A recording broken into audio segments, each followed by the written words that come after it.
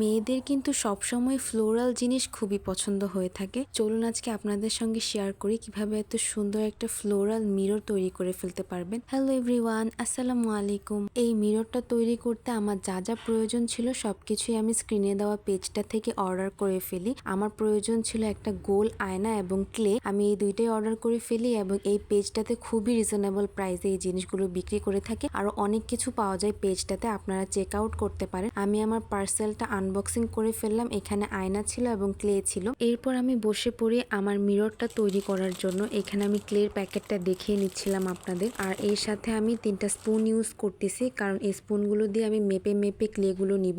কারণ একটা গোল যদি ছোট হয় অন্যটার চেয়ে, তাহলে ফুলগুলো খুব একটা সুন্দর হবে না। আমি ফুলগুলো খুব ডিটেলসে আপনাদেরকে দেখিয়ে দিব কিভাবে আমি বানিয়েছি। প্রথমে আমি আমার মাপ মতো স্পুন দিয়ে ক্লেগুলো আলাদা আলাদা করে ভাগ করে নিই। 5টা ভাগে ভাগ করি, কারণ এখানে 5টা পাপড়ির মতো হবে গোল গোল। এরপর আমি সবগুলোকে আস্তে আস্তে গোল করতে শুরু করে দেই। এরপর আমি ফুলের পাপড়িগুলোকে সুন্দর করে একত্রে জোড়া লাগিয়ে দিব। আর আমাদের ক্লের প্যাকেটের সঙ্গে যে টোলগুলো দিয়েছিল ওইগুলো দিয়ে ফুলের পাপড়ির উপর হালকা করে চাপ দিয়ে দিব, যাতে সৌন্দর্যটা আরো বৃদ্ধি পায়। এরপর আমি হলুদ রঙের আরেকটা পাপড়ি তৈরি করে নিব মাপ মতন, আর ওই পাপড়িটাকেও আমি ফুলের উপরে বসিয়ে দিব। এরপর আমি ম্যাজিকের মাধ্যমে আরো অনেকগুলো ফুল তৈরি করে নিয়েছি। এখানে আমি আপেলও তৈরি করেছি, গাজরও তৈরি করেছি, মানে আমার মাইন্ডে যা এসেছে তাই তৈরি করেছি। এই সবগুলো ফুলকে আয়নার সঙ্গে জোড়া লাগানোর জন্য আমি আইকা ইউজ করছি। আমি সবগুলো ফুল এক এক করে আয়নার মধ্যে সুন্দর করে বসিয়ে দিব পিছনে আইকা লাগিয়ে। এই হচ্ছে ফুলগুলো একত্রে লাগানোর পর মিররটার ফাইনাল লুক। এই মিররটা একদম অন্যরকম লাগছে ফুলগুলো লাগানোর পরে। আপনারাও জানাবেন যে আপনাদের কাছে এই